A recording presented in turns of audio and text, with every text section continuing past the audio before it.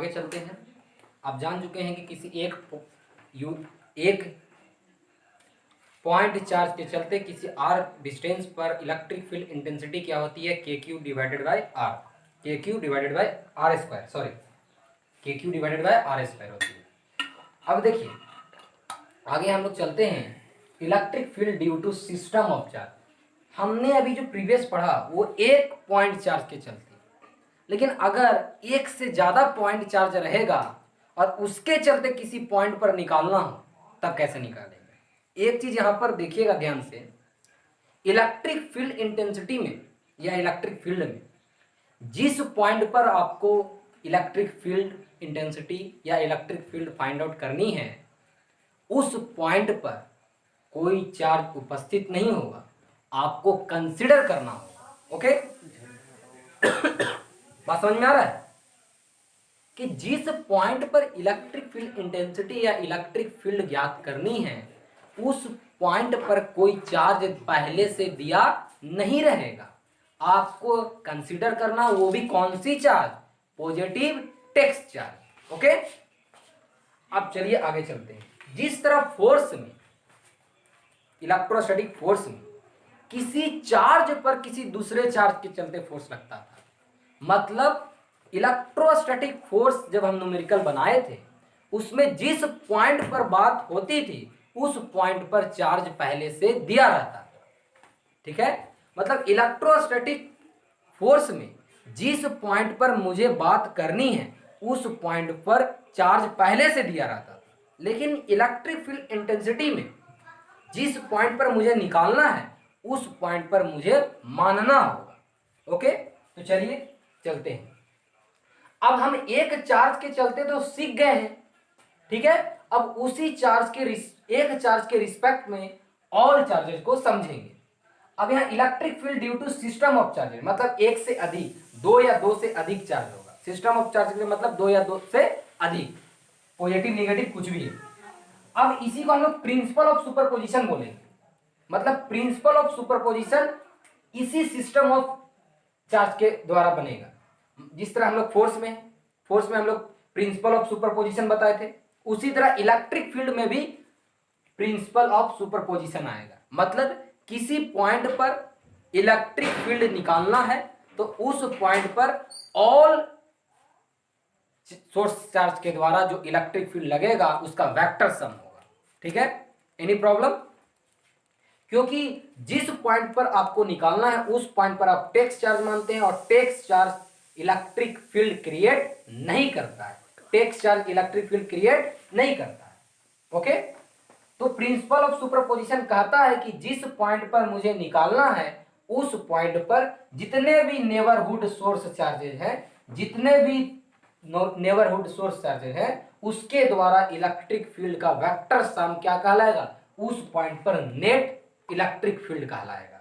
इसका मतलब देखिए, मान लेते हैं कि इस पर ये पहला चार्ज के चलते, इसको पहला मान लेते हैं, Q1 मान लेते हैं, तो Q1 के चलते इस पर इलेक्ट्रिक फील्ड पॉजिटिव है और P पर क्या माना जाता है, प्लस क्यू नॉट माना जाता है, सॉरी प्लस क्यू नॉट माना जाता है। तो positive positive repel to each other, मतलब इलेक्ट्रिक फील्ड इधर आएगा E1। ओके ठीक है, क्योंकि पॉजिटिव क्या करता है, पॉजिटिव अपना इलेक्ट्रिक लाइंस चार्ज से आगे निकालता है, मतलब दूर भेजता है ना, फॉरवर्ड करता है। अब देखिए नेगेटिव चार्ज क्या करेगा, अपने पास बुलाएगा, मतलब नेगेटिव चार्ज में क्या होता है, इलेक्ट्रिक फील्ड उसके पास जाता है और इस पॉइंट पर फोर्स क्या लगेगा, ऐसे लगेगा, E2 वेक्टर। अब ये चार्ज प्लस क्यू है, ये पॉजिटिव है तो क्या आएगा, ऐसे आएगा, E3 वेक्टर। ठीक है, एनी प्रॉब्लम? तो net electric field at P हमें फाइंड आउट करना है। तो net electric field at point P equal to vector sum of E1 plus E2 plus E3। Any problem? बोला जा रहा है कि जिस पॉइंट पर आपको इलेक्ट्रिक फील्ड निकालना है, नेट इलेक्ट्रिक फील्ड, तो नेबरहुड जितने भी चार्जेज हैं उसके द्वारा जो इलेक्ट्रिक फील्ड आएगा उसका वेक्टर सम होगा। ओके, नोट डाउन कीजिए, वही प्रिंसिपल ऑफ सुपरपोजिशन बोलता है कि किसी भी पॉइंट पर आपको इलेक्ट्रिक फील्ड ज्ञात करना है तो टोटल चार्ज के चलते इलेक्ट्रिक फील्ड जो आएगा उसका वेक्टर सम क्या होगा, उसका उस पॉइंट पर नेट इलेक्ट्रिक फील्ड होगा। ठीक है, और ये भी बताएगा कि यह इलेक्ट्रिक फील्ड इस पॉइंट पर जो इलेक्ट्रिक फील्ड लगाएगा उसमें ये कोई प्रभाव नहीं देगा, मतलब इसके द्वारा जो इलेक्ट्रिक फील्ड आएगा, जिसकी इसकी इसके द्वारा जो ताकत होगा ये इफेक्ट नहीं करेगा, इसके द्वारा जो ताकत होगा ये इफेक्ट नहीं करेगा। मतलब जो अपना अपना ताकत लगाएगा उस पॉइंट पर, मतलब इस चार्ज के चलते इस पॉइंट पर कितना ताकत है, इस पॉइंट के चलते इस पर कितना ताकत है, एक दूसरे पर इफेक्ट नहीं करेगा। ओके, अब इसको नोट डाउन कीजिए। तो चलिए न्यूमेरिकल स्टार्ट करते हैं। ठीक है, देखिए दो चार्ज है, 1 microcoulomb minus 2 microcoulomb, 1 microcoulomb minus 2 microcoulomb. ये P जो पॉइंट है वो मिड पॉइंट है, दोनों के बीच की दूरी क्या है 2 सेंटीमीटर है। ठीक है, अब हमें फाइंड आउट करना है, find electric field intensity, net electric field intensity at point P, at point P, ये हमें फाइंड आउट करना है। ये वैक्यूम की बात हो रही है ना, क्योंकि electrostatic force medium bye medium change होता है। तो चलिए सॉल्यूशन स्टार्ट करते हैं। अब गौर से देखिए, हमें net electric field point P पर निकालना, वही इंटेंसिटी निकालना है, हम लोग सिंपली इलेक्ट्रिक फील्ड बोल दे रहे हैं। अब देखिए ये प्लस यहां पर पॉजिटिव है तो पॉजिटिव के चलते किधर जाएगा, इधर जाएगा। ठीक है, एकदम सिंपल, पॉजिटिव के चलते रिपेल होगा, नेगेटिव के चलते अट्रैक्ट होगा, याद कर लीजिए। ठीक है, किसी भी पॉइंट पर इलेक्ट्रिक फील्ड की डायरेक्शन जो होगी, अगर पॉजिटिव चार्ज है तो इसके चलते दूर भागेगा इलेक्ट्रिक फील्ड, और ये नेगेटिव है तो इसके चलते अट्रैक्ट होगा इलेक्ट्रिक फील्ड। ठीक है, तो इस 1 माइक्रोकूलम के द्वारा E1 और माइनस 2 माइक्रोकूलम के द्वारा E2। ठीक है, दोनों का डायरेक्शन सेम, देख रहे हैं गौर से, यहां डायरेक्शन ही इंपॉर्टेंट है। यहां पर तो आपको जिस पॉइंट पर निकालना है उस पॉइंट पर क्यू नोट मानना है, और क्यू नोट क्या होता है, पॉजिटिव होता है। तो आपको हमेशा लिखने की कोई जरूरत नहीं है, माइंड में फिक्स ही हो जाना चाहिए, रिमेंबर रखना है कि यहां पर कौन सी चार्ज है, पॉजिटिव चार्ज है, कौन सी चार्ज है, यहां पर पॉजिटिव चार्ज है। तो पॉजिटिव पॉजिटिव क्या करेगा, रिपेल करेगा, और जिधर फोर्स उधर ही इलेक्ट्रिक फील्ड। ठीक है, अब ये निगेटिव है, यहां पर हमेशा जिस पॉइंट पर निकाला वहां क्या होगा, पॉजिटिव होगा। तो ये निगेटिव और पॉजिटिव क्या करेगा, अट्रैक्ट करेगा, तो अट्रैक्ट मतलब अट्रैक्शन फोर्स लगेगा, तो जिधर फोर्स उधर ही इलेक्ट्रिक फील्ड होता है, तो इलेक्ट्रिक फील्ड भी इधर ही होगा। एनी प्रॉब्लम, बात समझे। अब देखिए दूसरा तरीका क्या है, ये पॉजिटिव चार्ज है तो पॉजिटिव चार्ज से इलेक्ट्रिक फील्ड निकलता है ऐसे, तो ये E1 हो गया। निगेटिव चार्ज है तो निगेटिव चार्ज क्या होता है, निगेटिव चार्ज में इलेक्ट्रिक फील्ड उसके पास जाता है, तो इसके चलते जो इलेक्ट्रिक फील्ड आ रहा होगा E2 ऐसे आ रहा होगा, तो E2 का डायरेक्शन, दोनों तरीका से आप समझ सकते हैं। अब देखिए दोनों का डायरेक्शन सेम है, और इलेक्ट्रिक फील्ड क्या है, वेक्टर क्वांटिटी है, तो electric field at point P है ना, इक्वल टू क्या होगा, E1 प्लस E2, दोनों का डायरेक्शन सेम है इसलिए। अब देखिए के फॉर्मूला क्या होता है, electric field due to a point charge at a distance r क्या होता है, के Q divided by r square. तो E1 क्या हो जाएगा, ये दूरी कितना है, मिड पॉइंट है, तो ये दूरी क्या हो जाएगा 1 मीटर 1 सेंटीमीटर, तो के क्यू डिवाइडेड बाय R1 का स्क्वायर प्लस के, यहाँ Q1 मान लेते हैं, के Q1 डिवाइडेड बाय R1 का स्क्वायर, के Q2 डिवाइडेड बाय R2 का स्क्वायर। इसको Q1 मान लेते हैं और इसको Q2 मान लेते हैं, इसको Q1 मान लेते हैं और इसको Q2 मान लेते हैं। ओके, इसको Q2 मान लेते हैं, ठीक ना, इसको R1 मान लेते हैं यहां से यहां तक की दूरी को, और इसको R2 मान लेते हैं। ठीक है, लेकिन ये मिड पॉइंट है तो यह दूरी और यह दूरी क्या हो जाएगा, सेम हो जाएगा, मतलब 2 सेंटीमीटर है तो ये कितना हो जाएगा 1 सेंटीमीटर, ये भी कितना हो जाएगा 1 सेंटीमीटर।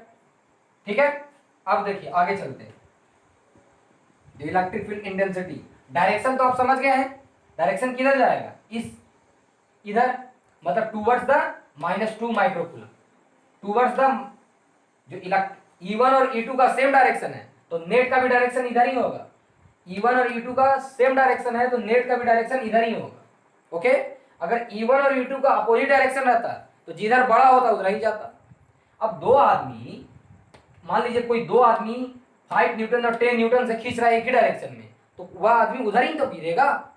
ओके, बात समझ में आ रहा है ना? अब देखिए के Q1 के डिवाइडेड बाय, अब देख रहे हैं दोनों में डिस्टेंस सेम है, दोनों में डिस्टेंस क्या है? सेम है। तो के की वैल्यू क्या होती है? 9 इंटू 10⁻⁹, क्योंकि वैक्यूम की बात हो रही है, डिवाइडेड बाय R1 मतलब 1 सेंटीमीटर, और 1 सेंटीमीटर कितना हो गया?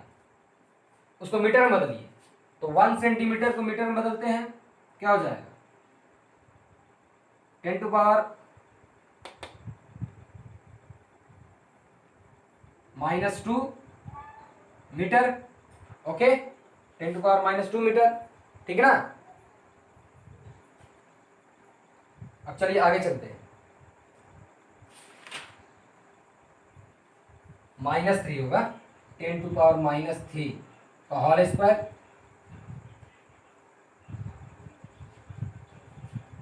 ईपी बराबर, सबसे पहले क्या करते हैं, के डिवाइडेड बाय R1 और R2 क्या है? सेम है, तो मैं कॉमन ले लेता हूँ।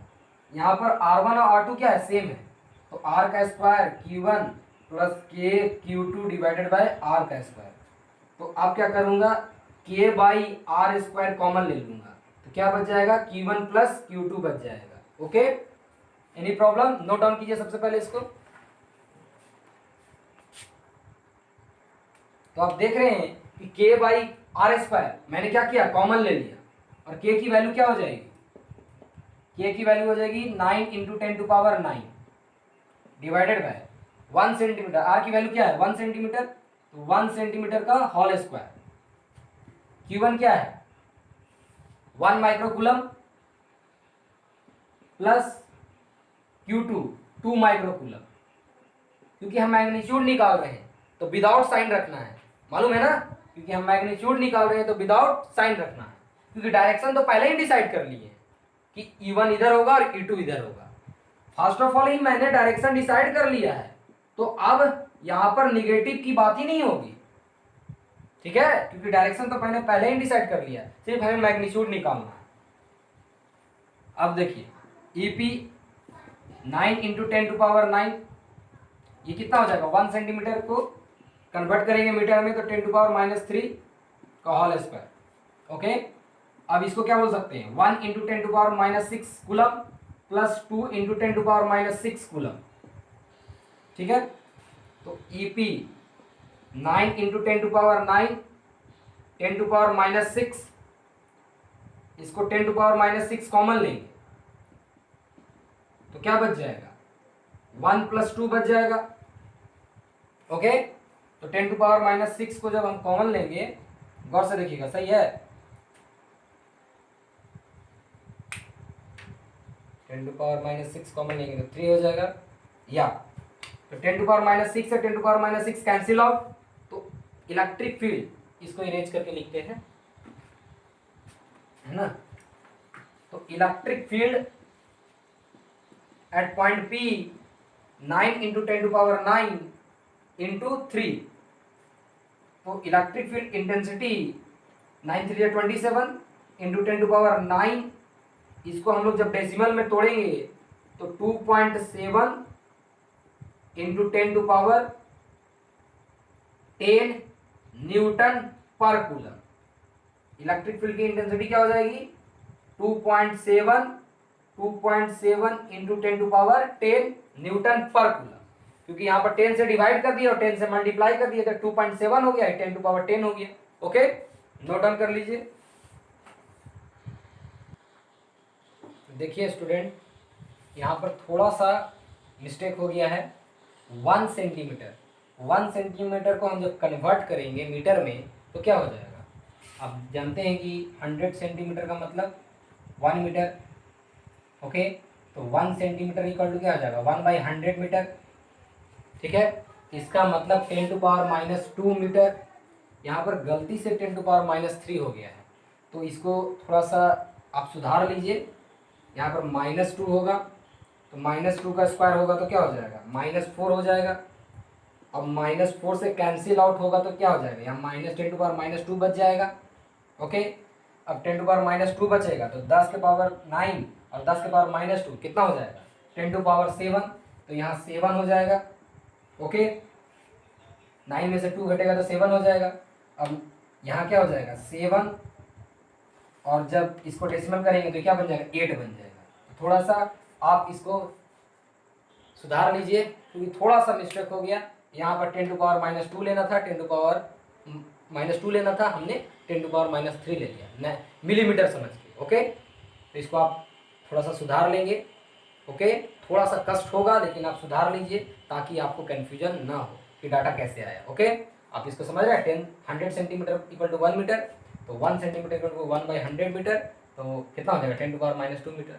ओके, तो 1 सेंटीमीटर था ना, R1 और R2 की वैल्यू क्या थी 1 सेंटीमीटर। ओके, नोट डाउन कर ले, इरेज करके सुधार लीजिए, जरूर सुधार ले।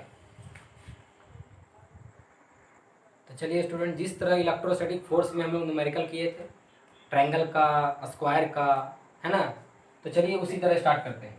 एक मैंने इक्विलेटरल ट्रायंगल ले लिया, तीनों का साइड ए है, और बी पर मैंने चार्ज रखा है +Q और सी पर चार्ज रखा है -Q।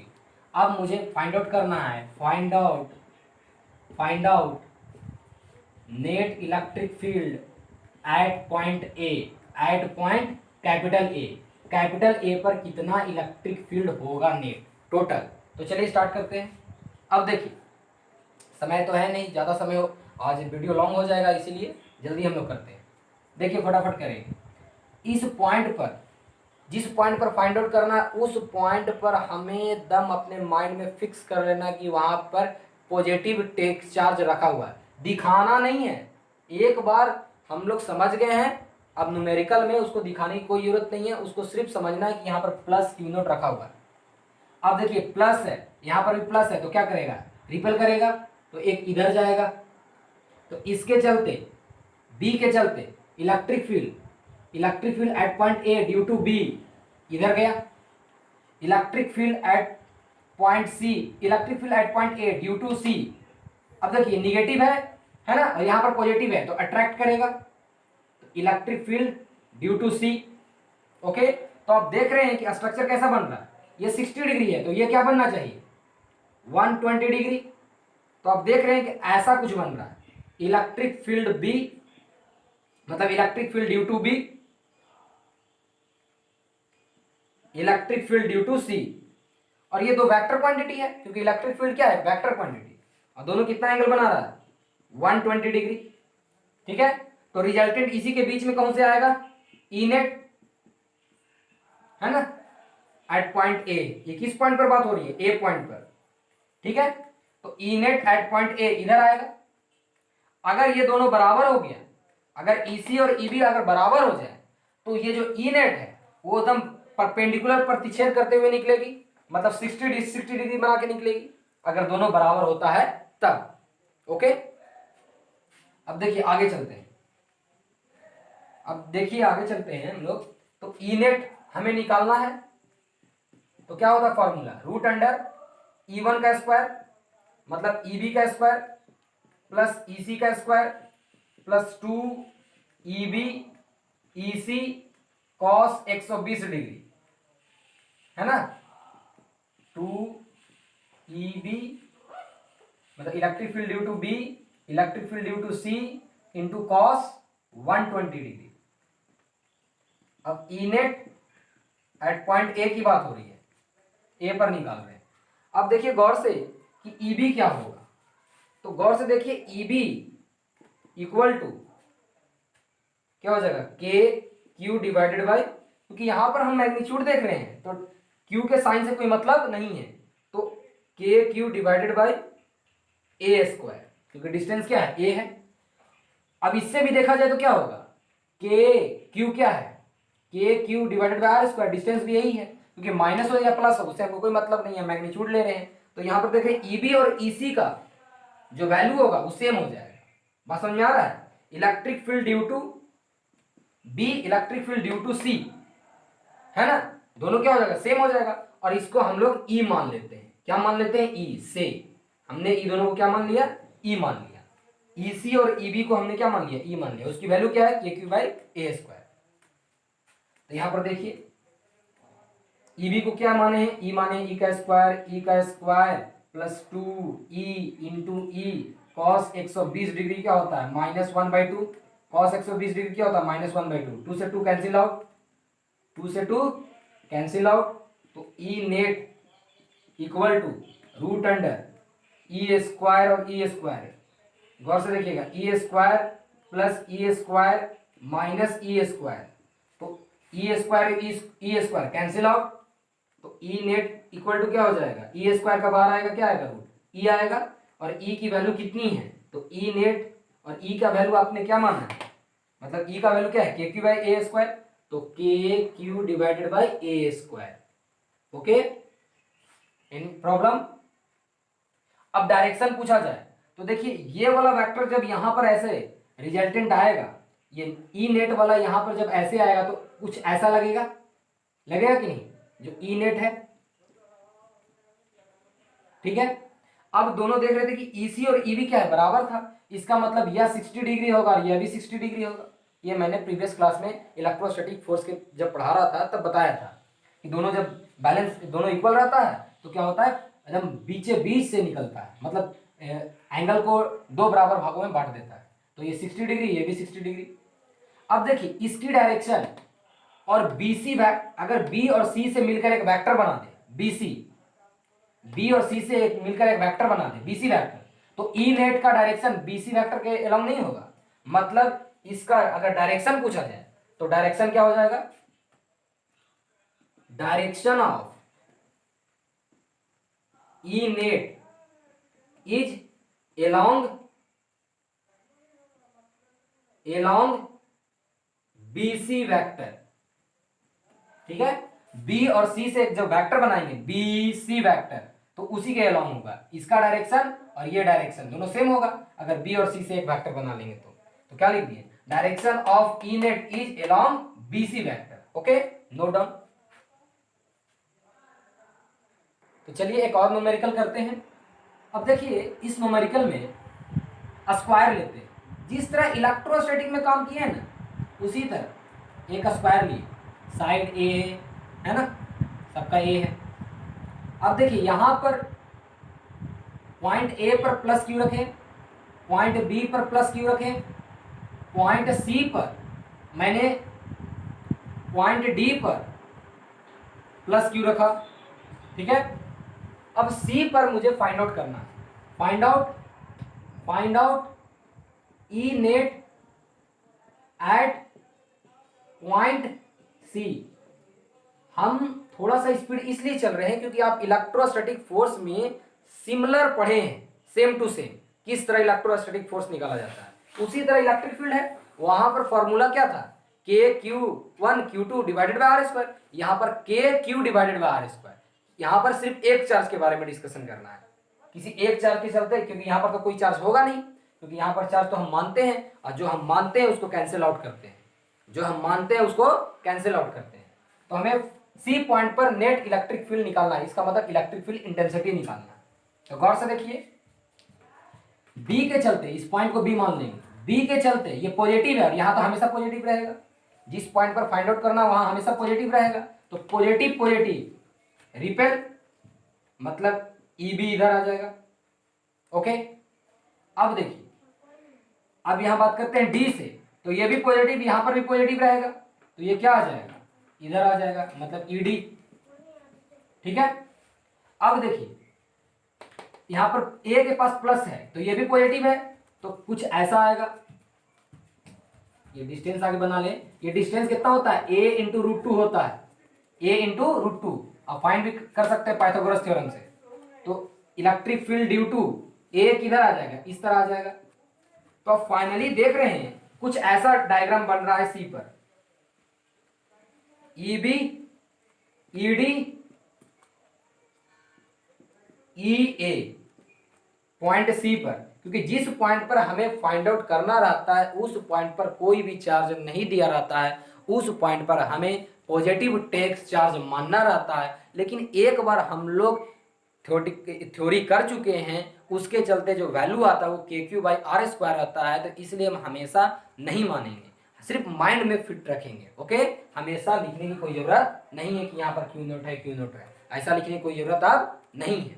सिर्फ फॉर्मूला क्रिएट करते समय जब हम पहली बार पढ़ रहे थे उस समय लिखना जरूरी था, आपको दिखाना जरूरी था कि कैसे आ रहा है, ठीक है। लेकिन एक बार जब समझ गए कि ये कैसे आ रहा है तो दोबारा Q0 को लिखने की कोई जरूरत नहीं है, सिर्फ आपको याद रखना है KQ/R²।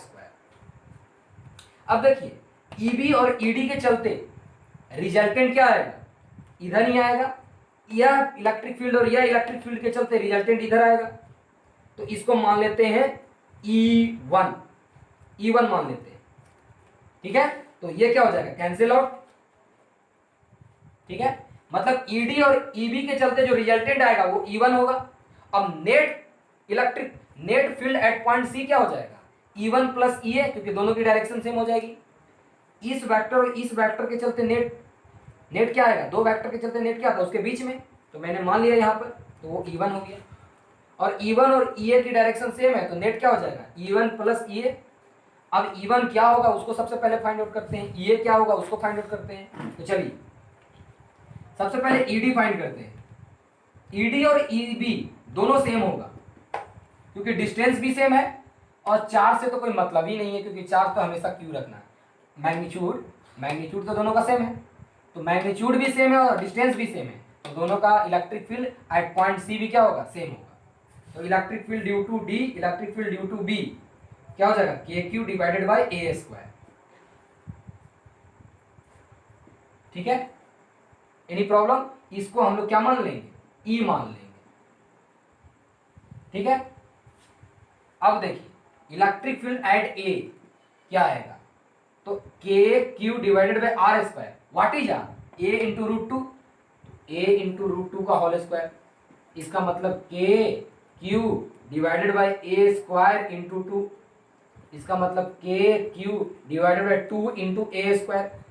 ओके, अब E नेट की बात करते हैं। E net at point C equal to E1 plus EA, क्योंकि E1 क्या है, E1 is the resultant of EB and ED, E1 is the resultant of EB and ED, इसलिए दोनों को कैंसिल कर दिए, ये दोनों बच गया। अब देखिए E1 क्या आ जाएगा, E1 हमारा क्या है, E1 हम लोग फाइंड नहीं किए, सबसे पहले E1 फाइंड कर लेते हैं, इसको इक्वेशन नंबर 1 मान लेते हैं, है ना। अब हमें E1 फाइंड आउट करना है, तो सबसे पहले यहां तक लिखिए आप। तो चलिए देखिए अब E1 क्या होगा, तो आप जानते होंगे कि E1 is the resultant of EB and ED, but ED and EB are same and 90 degree each other। EB और ED कितना बना रहा है, 90 डिग्री बना रहा है। जब कोई दो वेक्टर की मैग्नीट्यूड सेम हो और दोनों 90 डिग्री बना रहा हो, तब जो हमारा रिजल्टेंट आता है वो क्या होता है, E, मतलब वेक्टर, जिस वेक्टर का रिजल्टेंट हमें चाहिए फाइनल, वो क्या आएगा, जैसे फोर्स है, जब F1 और F2 की मैग्नीट्यूड अगर सेम है और दोनों 90 डिग्री बना रहा है, तो F नेट क्या होता था, F इंटू √2, वही बात है। ED और EB सेम है और दोनों 90 डिग्री बना रहा है, तो E1 क्या है, इस दोनों का रिजल्टेंट, EB और ED का रिजल्टेंट E1 है, तो E1 की वैल्यू क्या हो जाएगी, E इंटू √2, क्योंकि ED और EB का मान कितना माना है, E माना है, ED और EB का मान कितना माना है, E माना है, ठीक है। मतलब दोनों का मैग्नीट्यूड सेम है, उसको मैंने मान लिया E, और 90 डिग्री बना रहा है, तो फाइनल रिजल्टेंट क्या होना चाहिए, E इंटू √2। आप ऐसे भी देख सकते हैं, चलिए आपको हम दिखा देते हैं।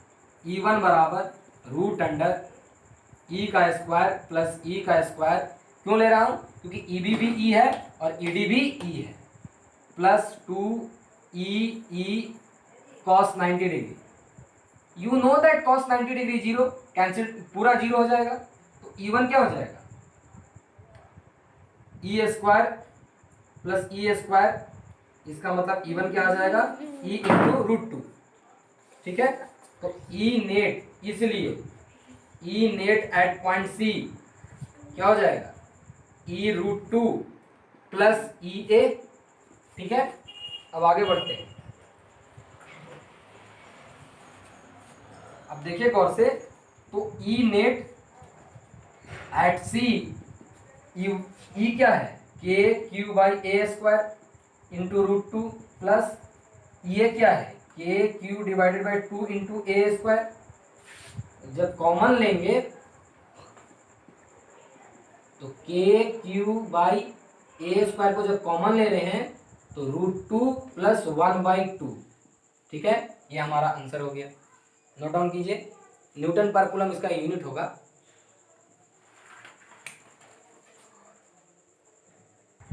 देखिए स्टूडेंट, जिस तरह इलेक्ट्रोस्टैटिक फोर्स में हम लोग किसी ऐसा पॉइंट को खोज रहे थे जहां पर थर्ड चार्ज जो होता था वो इक्विलिब्रियम में होता था, अब हमें पता करना है कि इस दोनों चार्ज से जो लाइन ज्वाइनिंग होगा, इस दोनों चार्ज से, दोनों पॉजिटिव चार्ज है, ठीक है, दोनों पॉजिटिव चार्ज से जो हमारा लाइन ज्वाइन बनेगा, इस लाइन ज्वाइनिंग में, और दूसरे जगह की बात नहीं कर रहा हूँ, इसी लाइन ज्वाइनिंग की बात कर रहा हूँ, इस लाइन ज्वाइनिंग में किस पॉइंट पर इलेक्ट्रिक फील्ड जीरो हो जाएगा, where electric field is zero.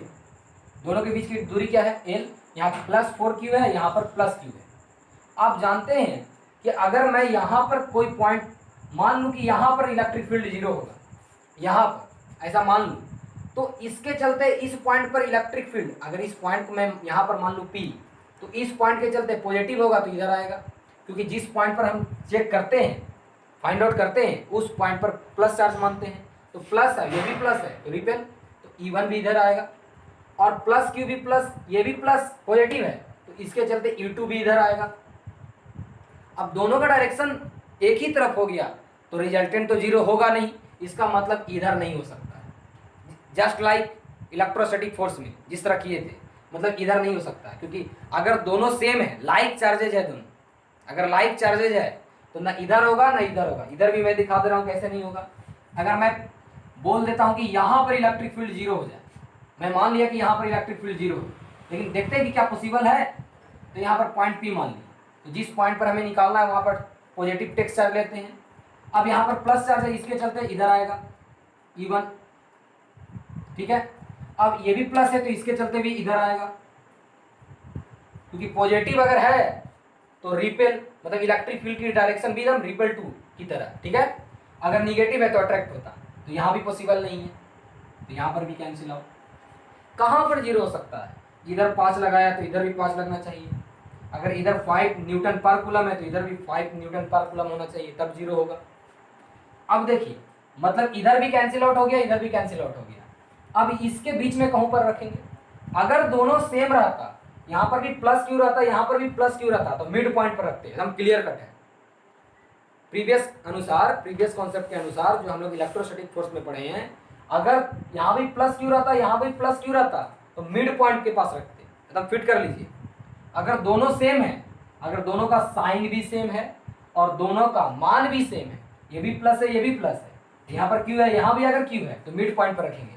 Mid point पर इलेक्ट्रिक फील्ड हो चाहे इलेक्ट्रोस्टैटिक फोर्स हो, दोनों क्या होगा, जीरो होगा, नेट, ठीक है।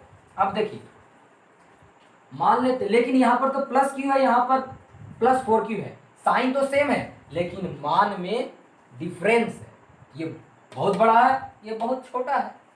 अब देखिए, आप जानते हैं कि near to the smaller charge रहता है, तो मैंने यहाँ पर एक पॉइंट मान लिया P कि भैया यहीं पर इलेक्ट्रिक फील्ड जीरो होगा, ऐसा मैंने मान लिया। देखते हैं क्या ये पॉसिबल है, तो इस चार्ज के चलते इधर जाएगा, क्यों, क्योंकि ये चार्ज जो है +Q इस पर फोर्स इधर लगाएगा, तो जिधर फोर्स उधर इलेक्ट्रिक फील्ड, मतलब E1 इधर आएगा, ठीक है, E1 इधर आ जाएगा, ठीक। अब ये +4Q इस पर फोर्स किधर लगाएगा, इधर लगाएगा, क्योंकि P पर हमेशा कौन सी चार्ज होती है, पॉजिटिव चार्ज, तो इधर लगाएगा, और जिधर फोर्स उधर ही इलेक्ट्रिक फील्ड, तो E2 हमारा क्या हो जाएगा, इधर हो जाएगा। अब हो सकता है कि E1 और E2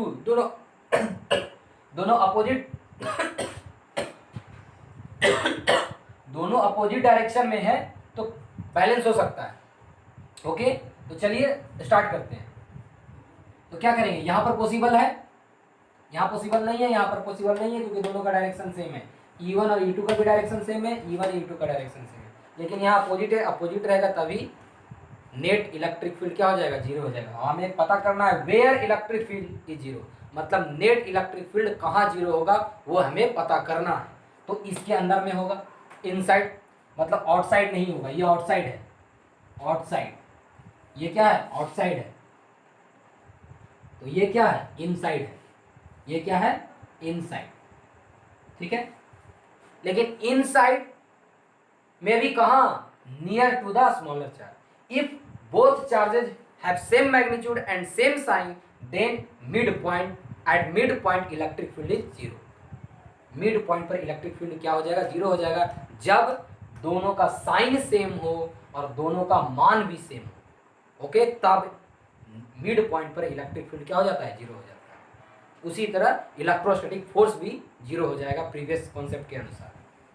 अब देखिए, हमें इलेक्ट्रिक फील्ड जीरो चाहिए, मतलब E net at point P हमें क्या चाहिए, जीरो चाहिए, according to question, according to question हमें वह पॉइंट, वह डिस्टेंस पता करना है जहां पर इलेक्ट्रिक फील्ड क्या होना चाहिए, जीरो होना चाहिए। तो यह पॉइंट, इसीलिए मैंने यहां से यहां तक की दूरी मैंने x मान लिया, इधर वाले को पॉजिटिव मान लिया और इधर वाले को निगेटिव मान लिया, ठीक है, x मान लिया। और यह डिस्टेंस, जो बचा हुआ डिस्टेंस है, यह डिस्टेंस क्या हो जाएगा, यह हमारा डिस्टेंस हो जाएगा l माइनस एक्स। ओके, ये टोटल l है, टोटल कितना है, l है, ठीक ना। अब ये x है तो ये कितना हो जाएगा, l माइनस एक्स। अब नेट जीरो हो गया, according to question net field क्या चाहिए, जीरो चाहिए। वह हमें दूरी निकालना था कि वेयर, कहाँ पर इलेक्ट्रिक फील्ड जीरो होगा। तो इलेक्ट्रिक फील्ड मान लिया कि यहाँ पर जीरो होगा, तो net electric field at point P equal to zero. तो E1 minus E2 equal to zero, क्योंकि अपोजिट डायरेक्शन में है। अगर सेम डायरेक्शन में रहता तो E1 प्लस E2 हो जाता। तो E1 इक्वल टू क्या हो जाएगा, E2, तो E1 क्या हो जाएगा, के क्यू, इसके चलते कितना दूरी है, x, तो x का स्क्वायर के प्लस के 4q divided by L minus x का होल स्क्वायर। तो k से k कैंसिल, q से q कैंसिल, तो हमें क्या मिलेगा, एल माइनस एक्स का डिवाइडेड बाई एक्स का होल स्क्वायर। इसको इधर ले गए और एक साथ ले लिए, इक्वल टू क्या बचा, 4q। ये छोटा मोटा कैलकुलेशन है, आप समझ सकते हैं। इसको मैंने डिवाइड से मल्टीप्लाई में ले गया और दोनों को पावर एक साथ ले लिया। अब देखिए, ये इधर आएगा तो क्या हो जाएगा, L minus x divided by x equal to, ये q तो कैंसिल हो गया ना, इक्वल टू प्लस माइनस 2। अब गौर से देखिए, यहाँ पर जब आप प्लस 2 लेते हैं और जब आप माइनस 2 लेते हैं, तो प्लस 2 लेंगे तो क्या हो जाएगा, L minus x equal to 2x, तो एल इक्वल टू 3x, तो एल इक्वल टू क्या आएगा, सॉरी x इक्वल टू, तो x इक्वल टू आएगा एल बाई 3, एल बाई 3। यहाँ पर देखिए, L minus x equal to minus 2x, तो L equal to minus x, तो x इक्वल टू क्या हो जाएगा, माइनस एल, ठीक है, माइनस एल। माइनस एल का मतलब, क्योंकि पॉजिटिव इधर लिए हैं, इधर वाले डायरेक्शन को पॉजिटिव लिए हैं और इधर वाले को निगेटिव लिए हैं, तो ये निगेटिव आ रहा है। और निगेटिव का मतलब क्या हो गया, इधर, लेकिन इधर का पॉसिबल ही नहीं है। इसका मतलब ये वाला डाटा क्या हो जाएगा, नॉट पॉसिबल, ये वाला डाटा नॉट पॉसिबल हो जाएगा। x equal to minus L क्या हो जाएगा, नॉट पॉसिबल, तो पॉसिबल क्या हो जाएगा, x equal to L by 3, root L by 3। Okay, short form भी आपको बताया गया था, जिस तरह इलेक्ट्रोस्टैटिक फोर्स में शॉर्ट फॉर्म है, उसी तरह अगर सेम साइन का चार्ज हो तो क्या हो जाएगा, सेम साइन का चार्ज अगर है तो क्या हो जाएगा, electric field is zero, zero between the charges, charge के बीच में कहीं पर होगा, ठीक है, near to a smaller charge, near to smaller charge. Okay, any problem? Note down कर लीजिए।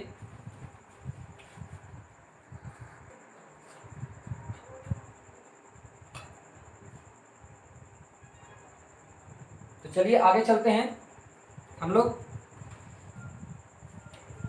x equal to minus L not possible, क्योंकि माइनस एल का मतलब उधर हो जाएगा और इधर तो हम कंसीडर कर नहीं रहे हैं क्योंकि हम तो बीच पे कर रहे हैं, तो हमें पॉजिटिव ही लेना होगा।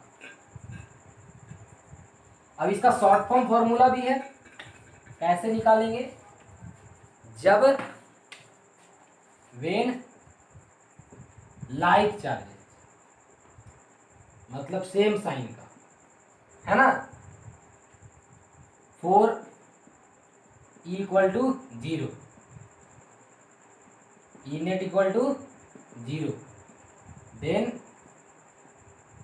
x equal to root under like charge के लिए root under Q1 divided by root under Q2 plus root under Q1 into L. Here Q1 क्या है? Smaller charge. मैग्नीट्यूड में देखना है, जिस तरह प्रीवियस कॉन्सेप्ट था वही है और कुछ नहीं है, ठीक है। सिर्फ फॉर्मूला में थोड़ा सा फर्क आया है। अरे भैया इलेक्ट्रोस्टैटिक फोर्स क्या था? K Q1 Q2 by R square, बस एक साइड हो गया, इलेक्ट्रिक फील्ड बन गया same to same. Okay, electrostatic force में क्या था? Q2 था, दो चार्ज था, बस इलेक्ट्रिक फील्ड में एक चार्ज को हटा दिया गया, क्योंकि वो उसी चार्ज से हम डिवाइड भी कर दिए हैं, क्योंकि इलेक्ट्रिक फील्ड क्या है? Per unit force, per unit force per unit charge, force per unit charge हमारा क्या है? इलेक्ट्रिक फील्ड है। ओके, सिमिलर है, वही है। अब बात करते हैं जब हम लोग निगेटिव चार्ज ले लेंगे, ठीक है, एक पॉजिटिव एक निगेटिव, लाइक चार्जेस तो बात कर लीजिए। जब एक पॉजिटिव एक निगेटिव अनलाइक लेंगे तो क्या हो जाएगा? उसी तरह यहाँ पर सिर्फ प्लस की जगह पर माइनस आ जाएगा। वो कहाँ आएगा? आउटसाइड आएगा, लेकिन किसके outside? Near to the smaller charge. इसका मतलब फॉर एग्जांपल देखिए, यहाँ पर मैंने एक प्लस क्यू चार्ज लिया है और यहाँ पर मैंने माइनस 9 क्यू चार्ज लिया है। प्रीवियस, जिस तरह प्रीवियस एग्जांपल में मैंने लिया था, दोनों के बीच की दूरी क्या है? एल है, ठीक है। अब मुझे पता करना है कि इस दोनों चार्ज से बनने वाला लाइन ज्वाइनिंग पर कहाँ पर इलेक्ट्रिक फील्ड 0 होगा। इस दोनों चार्ज से बनने वाले लाइन पर कहाँ पर इलेक्ट्रिक फील्ड 0 होगा? Where electric field is 0। ये हमें पता करना है कि कहाँ पर इलेक्ट्रिक फील्ड 0 होगा। तो यहाँ पर तो पॉसिबल है नहीं बीच में, क्योंकि यहाँ पर अगर कोई पॉइंट लेंगे तो ये बोलेगा इधर जाओ E1, ये बोलेगा इधर आओ E2, क्योंकि निगेटिव अट्रैक्ट करेगा, पॉजिटिव रिपेल करेगा। यहाँ पॉसिबल नहीं है।